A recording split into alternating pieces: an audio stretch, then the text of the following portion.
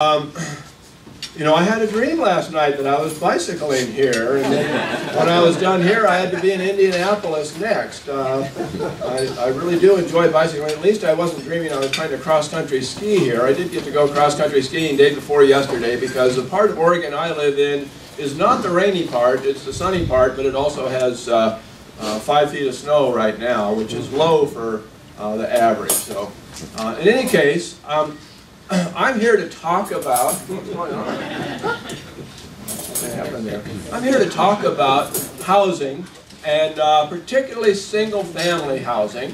Now, we've just gone through a housing crisis, and people have blamed the crisis on the Federal Reserve Board, or the Community Reinvestment Act, or the subprime lenders, or all kinds of other people have been blamed. And I have my own hypothesis that I'm going to share with you today, that the real cause of the crisis was urban planning. And I'll explain that to you. There is a movement in the United States against single-family homes. The idea is that single-family homes waste too much land and they encourage people to drive too much. And so numerous cities and metropolitan areas have adopted plans to discourage people from living in single-family homes. My own hometown of Portland, Oregon says that 65% of the households today live in single-family homes. Their goal is to reduce that to 41%. That's a huge change. Tokyo, Japan is the world's largest and one of the densest metropolitan areas in the world. And 45% of the households in Tokyo live in single-family homes. And so Portland wants to be even denser than Tokyo, have even fewer people living in single-family homes in Tokyo. Now it turns out that 17 out of 20 single-family homes are owner-occupied. 17 out of 20 multifamily dwellings are renter-occupied. So a war on single-family homes is a war on home ownership. Now, the way that people are waging war on single-family homes is that they try to make housing expensive so that fewer people can afford to buy a home, and they try to make housing prices volatile so that the risk of buying a home is high even if you can afford to do it. And they succeeded admirably. They made housing prices in 45% of the housing markets in the United States so volatile that it led to the 2008 financial crisis, which led to all kinds of foreclosures, which led to all kinds of problems. But if we hadn't had urban planners in the first place waging war on single-family homes, we wouldn't have had the bubbles that caused the crisis, that caused the foreclosures, caused the high foreclosure rates. Now, after the bubble, after the crisis, we started seeing lots of articles saying, maybe people shouldn't own homes. Maybe people should rent for their entire lives. Because if they're not rich enough to own a home, they shouldn't aspire to own one. They should just rent. We all know that home ownership is a function of wealth, right? That's why the highest home ownership rates are found in wealthy countries like, well, Mexico, India, and Brazil, whereas the lowest home ownership rates are found in poor countries like Germany and Switzerland. Well, apparently wealth is not a function of home ownership. In fact, in the United States, 120 years ago, the working class in the cities were 3 times more likely to own their homes than the middle class. That's because the working class saw homes as an additional source of income. A lot of working class families would build duplexes, and they'd live upstairs and rent the downstairs. They'd have livestock in their backyards. They'd take in boarders. They'd have in-home businesses. And housing in cities was very affordable. There was a home builder in Chicago who has built more homes in Chicago than any home builder before or since. His name was Samuel Gross, and he advertised that he was building for the working man. And his houses would start at $500. And you can still see some of his houses today. These are Samuel Gross homes that probably sold for $500 if they didn't have sewer and water hookups, $1,000 if they did have sewer and water hookups. Obviously, they all have sewer and water hookups today. They sell for about $150,000. Meanwhile, the middle class did not see a home as a source of income. What they saw a home as was a risk that you would buy into a house and a working class family would move in next door. Now, working class tended to be immigrants, and they had different tastes. They had different food tastes, different music tastes, different recreation tastes, and the middle class didn't want to live next door to those immigrants. So they rented their homes. And that way they were able to move if somebody undesirable moved in next door. Now, at the same time, there were a few people in New York City, and it wasn't really found anywhere else but in New York City, who lived in extremely high-density buildings called tenements. And about 1890, there was a social scientist named Jacob Riis who took a bunch of photos and alerted people to the horrors of these high-density tenements. They were called dumbbells because, what am I doing? Because they had these openings in them. See, the buildings were dumbbell-shaped, and these openings were air shafts so that you could get some light and air down to the bottom story, but they were 5 stories tall, so there wasn't much light getting to the bottom. The reason why people lived in such high densities was because factories in New York were very high density. This is a Triangle Shirtwaist Factory, which of course had the horrible fire that killed so many people, but the factories would have 4,000 people per block in a single building. And so you had, since everybody who worked in those factories couldn't afford to take a streetcar to work, they weren't paid enough, they had to walk to work, so they had to live in very high density housing nearby. So, in 1900, alerted to these problems, 2 great questions faced the housing reformers. First, how do we make sure that people who live in high-density tenements find better housing elsewhere? And second, how do we make sure they don't move in next door to us? Well, naturally, they answered the second question first. And the initial answer was protective covenants. And protective covenants were first conceived in a development in 1857. Actually, they go back much further than that, but a New Jersey development in 1857 had protective covenants on it. But they were perfected in Kansas City by this man, J.C. Nichols, who developed the Country Club District in Kansas City. His protective covenants had an income threshold, basically. If you bought a lot on his development, you had to build a $5,000 or more expensive home on that lot within a year. Well, the working class homes were $500 to $1,000. They obviously couldn't afford to buy a $5,000, build a $5,000 home. So he did not have racial restrictions. He did not have other restrictions. He just had this income restriction, and he advertised that his tracts were exclusive and restricted, but they were basically restricted to those who could afford them, that's all. Now, the middle class said, okay, we can move into these developments, but what about existing developments? What about existing cities that already have some middle class neighborhoods? How do we protect them from working class people moving in next door? Well, they came up with zoning. And zoning was applied to entire cities, and typical zoning codes forbade you to have duplexes in single-family neighborhoods. They forbade you to have backyard livestock. They forbade you to take in boarders. They prohibited in-home businesses. So all the things that made housing valuable for the working class were prohibited under zoning. The goal was to make neighborhoods safe for the middle class and force the working class into high-density housing, into multifamily housing. Fortunately, due to some technological changes, the working class was able to fight back. The most important change was Henry Ford's use of the moving assembly line, which started 100 years ago this year to build automobiles, the Model T Ford. With the moving assembly line, he was able to double worker pay and cut the price of his cars in half, which made it possible for workers to buy the cars they were building for the first time in history.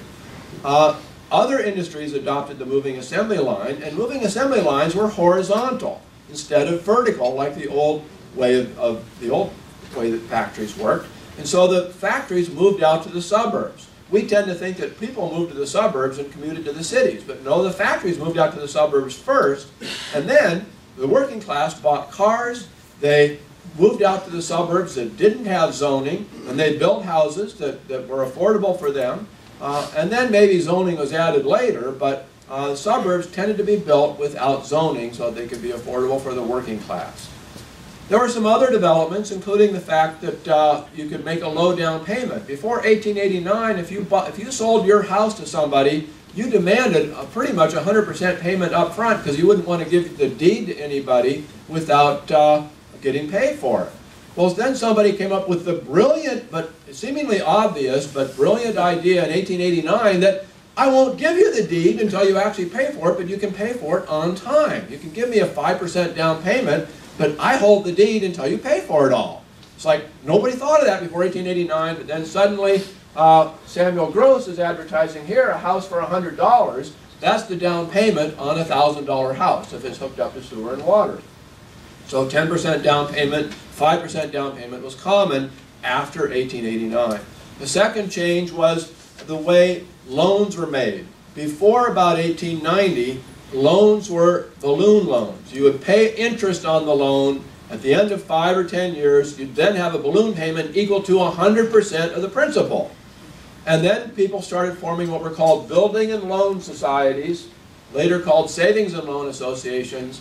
And the building and loan societies used what they called an amortizing loan. It's what we today call a conventional loan, where you pay interest and principal each month, and after 15 years or so, it's all paid off with no balloon payments. Finally, the home builders started building homes on an assembly line basis. Not a moving assembly line, but methods perfected by the Levitt brothers in New Jersey and New York and Pennsylvania involved having different crews do different things. You'd have one crew come in and build a foundation, another one come in and frame the house, another one do the electrical and plumbing, another one putting up the walls. They'd have different paint crews for yellow paint and a different crew for blue paint, and so on. And this assembly line method brought the cost of housing down. So all of these things together led to a huge surge in urban home ownership from less than 40% in 1940 to 60% by 1980, and pretty close to 60% by 1960. So this rapid growth in urban home ownership was basically the working class achieving their dream. The American dream was originally a working class dream of owning homes. As of 1969, housing in America was pretty much equally affordable everywhere. We measure affordability by dividing the median price of a home by the median family income. And pretty much throughout the United States, median homes divided by median family incomes was 2. In other words, the median price of a home was about twice median family incomes in San Francisco, in Houston, in Atlanta, in New York City, everywhere in the country except Honolulu, except Hawaii, because Hawaii had adopted some very stringent land use restrictions in 1961. Well, after the middle class managed to move out to the suburbs and achieve the American dream of home ownership, the working class decided to fight back. They declared that suburban sprawl was evil. Now, suburban sprawl wasn't evil in the 1850s when the wealthy were moving to the suburbs. Suburban sprawl wasn't evil in the 1890s when the middle class were moving to the suburbs. Suburban sprawl only became evil in the 1920s and 1950s when the working class moved to the suburbs. And you look at the early literature from opponents of suburban sprawl, and they are not complaining about the consumption of farmlands by housing. They are complaining that the people who are moving to the suburbs have the wrong tastes. They have different tastes in music, they have different tastes in clothes, they have different tastes in the architectural styles of their houses that they're building, and those tastes are wrong, and those people should be penned up in high-density housing in the cities, and only people who have the right taste should be allowed to move to the suburbs. That's what they actually wrote in the 1930s and 1950s. It wasn't until later that they began to make up stories about how we're running out of farmland, or we're driving too much, or things like that. But there's been this movement against single-family housing, particularly for the working class, going back many, many years. So how did the middle class decide to fight urban sprawl? How did they decide to fight working class home ownership? Well, first, they drew urban growth boundaries around cities. Outside the boundary, and this is Portland, my former hometown, the urban growth boundary covers 24 cities and parts of 3 counties. In Oregon, every single city is required by law to have an urban growth boundary. All of the urban areas inside those boundaries add up to a whopping 1.25% of the state. Almost all the other private land in the state is zoned rural. And in rural areas outside the boundary, here's the boundary, outside the boundary, you are not allowed to build a house on your own land unless you own at least 80 acres. You actually farm it, and depending on soil productivity, you actually earned $40,000 to $80,000 a year from farming it in 2 of the last 3 years. And the planners are proud to say that since they imposed these rules 20 years ago, there have only been 100 homes per year built outside of, in rural areas in Oregon. So all the other new growth has been forced to take place inside the urban growth boundaries. Now originally they said, as we fill up the vacant land inside the boundaries, we'll expand the boundaries.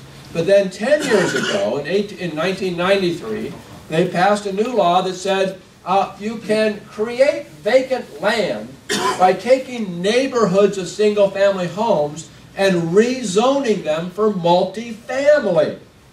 So that effectively makes those single-family neighborhoods vacant because you can put in 6 times the density in there under the new zoning. And in fact, the new zoning was minimum density zoning. If your house burns down, you're not allowed to rebuild it. You're required to put in multifamily.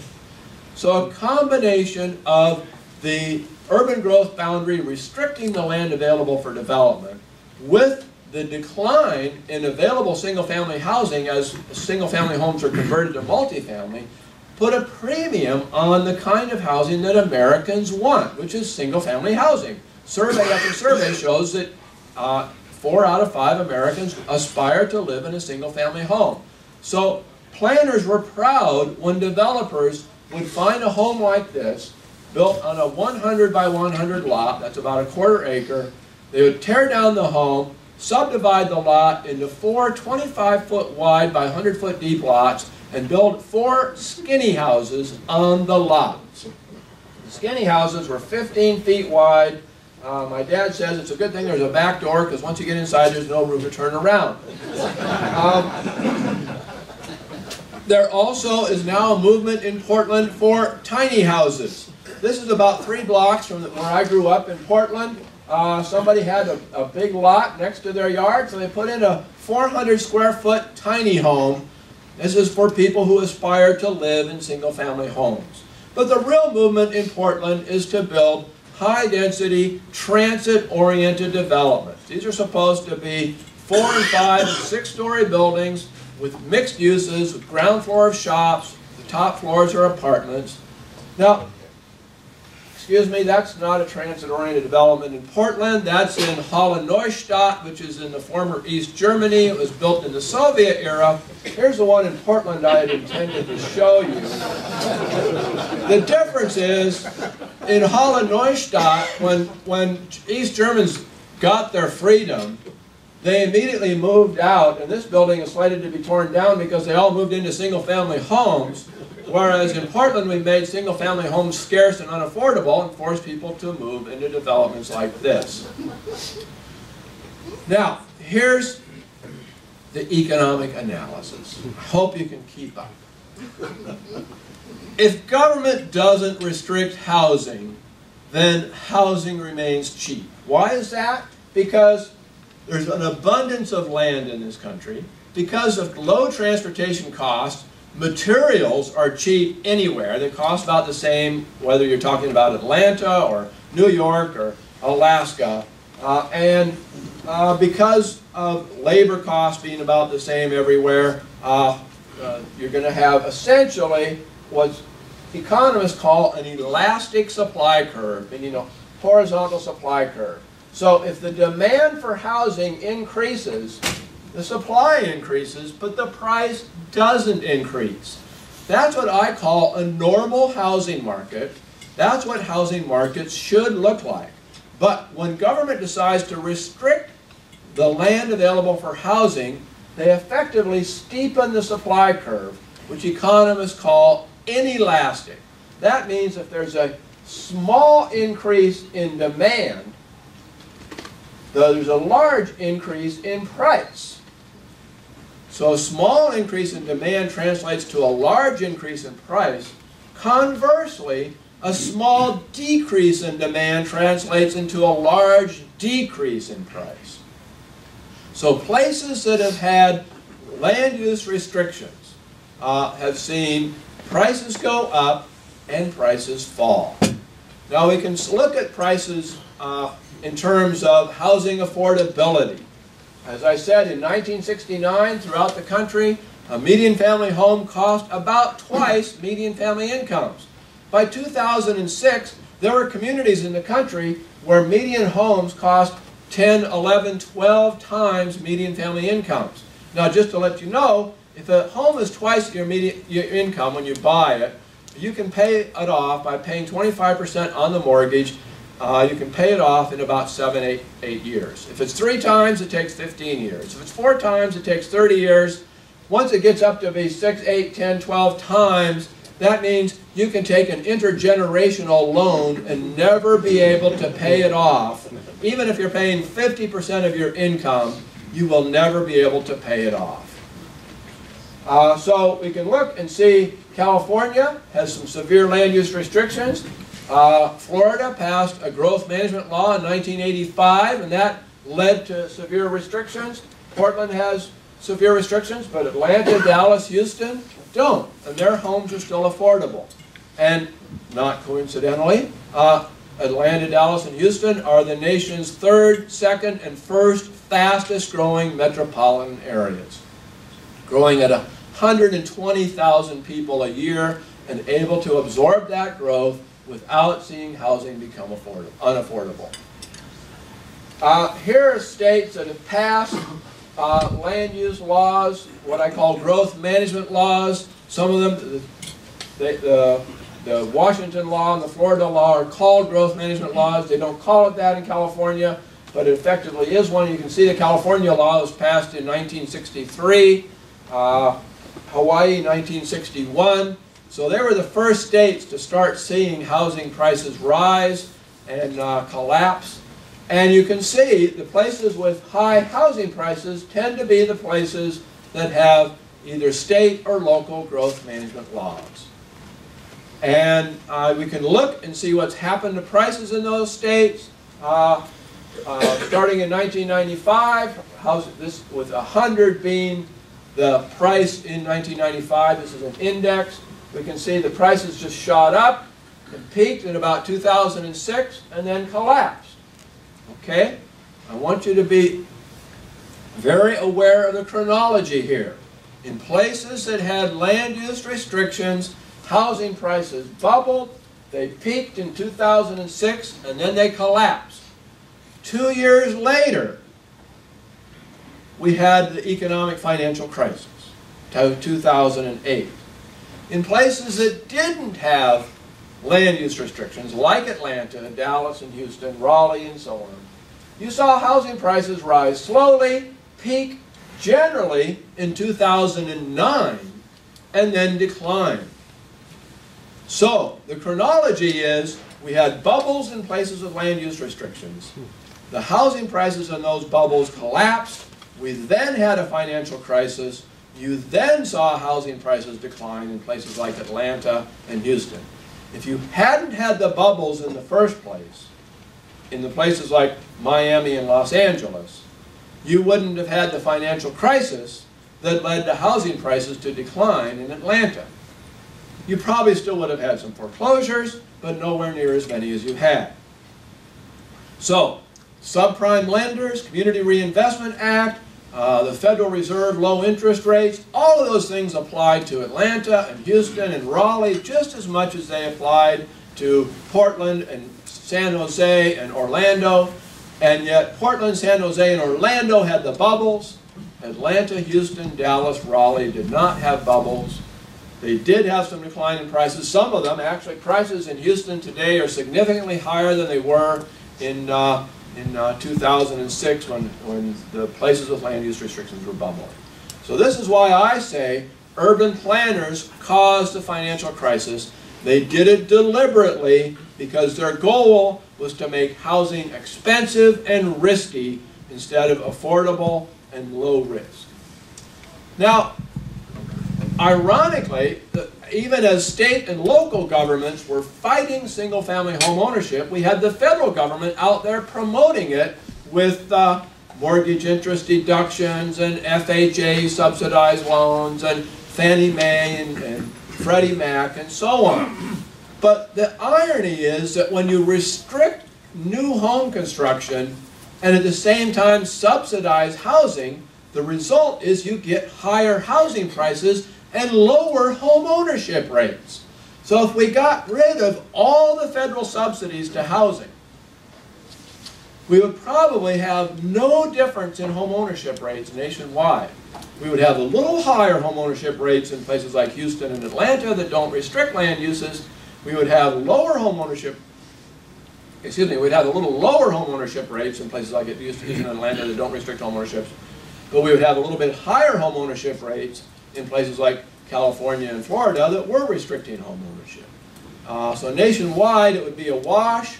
I don't think home ownership needs federal subsidies. We can look at countries across the world like Spain, United Kingdom. Australia isn't on this list, but it's got the same home ownership rate as Britain. All of these countries have higher home ownership rates than the United States. None of them have mortgage interest deductions. None of them have FHAs. None of them have Fannie Mae's. None of them have Freddie Mac's.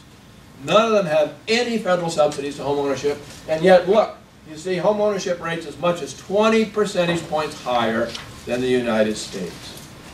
We're the only country in the world that has all these things. There are a few countries that have one of those things, either FHA or a mortgage interest deduction, but none of them have all of these things, and yet a lot of them have much higher home ownership rates. Now, my favorite city, at least from a land use standpoint, is Houston. Houston has very affordable housing. Famously has no zoning. Counties in Texas are not allowed to zone. So even if Houston had zoning, as Dallas and Austin and San Antonio do, developers just go out in the county and they do whatever they want. And then it typically gets annexed in and then zoned after it's developed. And the zoning just reflects what's already there rather than what the socially engineering urban planning types want. So here's a 4-bedroom, 2.5 baths, 2,200 square foot home with a family room and a large yard in a middle-class neighborhood. This is what I call the Coldwell Banker house, because every year Coldwell Banker figures out what is the price of a 4-bedroom, 2.5 bath, 2,200 square foot house with a middle-class, in a middle-class neighborhood. They actually specify that. And in Houston, in 2011, it was $187,000. In 2006, it was only $150,000. So the price has gone up. In Atlanta, it's almost $70,000 more. That's the cost of zoning. Well, partly it's a reflection of higher incomes in Atlanta, but mainly it's the cost of zoning. Zoning does add some cost. When you start doing growth management like in Portland, you add another $100,000. When you really restrict housing, as in San Jose, then you add several $100,000 more. And this is the 2011 price. In San Jose, that home in 2006 was selling for $1.4 million. Now, getting back to Houston, there's a development in the suburbs of Houston that I got a chance to visit and tour. It's called Sienna Plantation. The development is 10,500 acres, of which about half are dedicated to parks and golf courses and forest and ball fields and other recreation areas. This is a, I think it's a 6-bedroom, 3,300 square foot, 4-bath home, brand new. It's on the market today for $299,000. Here's a 4-bedroom, 2,400 square foot home, 3-bath. Brand new. It isn't even finished, so this is just the architectural rendering of it. and that's going for $214,000. If you're willing to accept a used home, you can get the same size of a home, 4-bedroom, 3-bath, 2,400 square feet for $199,000. And these homes all come with very large yards. Now that's in this one development. And I just looked up, in one of the 9 counties in the Houston area, there are more than 24 developments like that taking place right now. And it is providing lots and lots of housing. Now, if you are willing to buy a used home, and you don't want to live way out in the suburbs, there are lots of affordable homes throughout the Houston area. This is a 4-bedroom, 2-bath home. I believe it's about 1,600 square feet, and it's on the market right now for $69,000. I went to the Houston Multiple Listing Service and I said, show me all 3-bedroom homes for less than $60,000. And it returned this map, and all these blue dots are $60,000 and under 3-bedroom homes. And it said, I'm only showing you the first 100 of them. There's a lot more, but I'm only showing 100 at a time. Now what I want you to notice is that they're not located in just the low-income neighborhoods. They're distributed throughout the Houston area. They're in the city, they're in the suburbs. Sienna Plantation is right down here. There aren't any right in Sienna Plantation, but there are some right outside of it. So you can buy, for example, this 3-bedroom, 2-bath, 1,500 square foot home for $59,000. Now these prices don't sound too amazing to you, but if you're from Florida or California or Oregon, these prices are totally amazing. This is what happens when you don't have government get in the way. This is what housing prices should be like. If you're willing to buy a fixer-upper, you can get one for $20,000 in Houston. I won't guarantee what kind of a neighborhood it's in, but there are homes in all price levels in Houston. Houston is not only the fastest growing metropolitan area in the United States. When Hurricane Katrina hit, 150,000 people in New Orleans evacuated to Houston, and only 50,000 of them moved back. So even as Houston was normally growing by 120,000, 130,000 people a year, in that 1 year it gained an extra 100,000 people. No blip on the housing prices. Now, Noel, you said you read about half this book. The chapter you need to read is chapter 13. That's the one that explains how the economic crisis hit.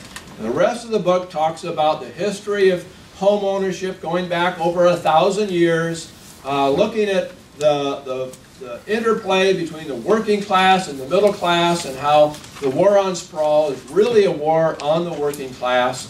Honesty compels me to tell you that you can buy this book from Amazon for $17. You can buy the Kindle edition for $13, but if you want my autograph, you have to buy it today for $20. So, depends on how much you think my autograph is worth. I guess we'll find out in the end. I also write a lot of policy analyses for CATO. A lot of them have been on housing, so if you just want to download this paper, this is How Urban Planners Caused the Housing Bubble. It's a short version of chapter 13 of the book. The book gets into a lot more detail. I read more than 100 books on the financial crisis, all of them promoting this theory and that on what caused it. And frankly, I'm promoting my theory, but I think my theory is the right one. So I encourage you to read it along with everybody else's and see what you think. I also have a blog called The Anti-Planner. I am the Anti-Planner, and if you just Google Anti-Planner, I'm the first thing on the list. A decade ago, I started a group called the American Dream Coalition. We had a conference in Washington, D.C. in 2003, and then our conference has been in cities all over the country each year since then. We were in Atlanta several years ago. We've been in Portland. This year, in October, we're going to have a conference again in Washington, D.C. We're going to try to encourage Congress to fix some of the transportation problems with federal law. And I encourage you to think about going to that, October 27th to 29th. Finally, here's some websites. TI.org is the anti-planner. CATO.org, of course, you can download my papers. AmericanDreamCoalition.org has some papers I've written, as well as should soon have some information on the conference. My email is rot@anyofthose.org, CATO, AmericanDreamTI.org.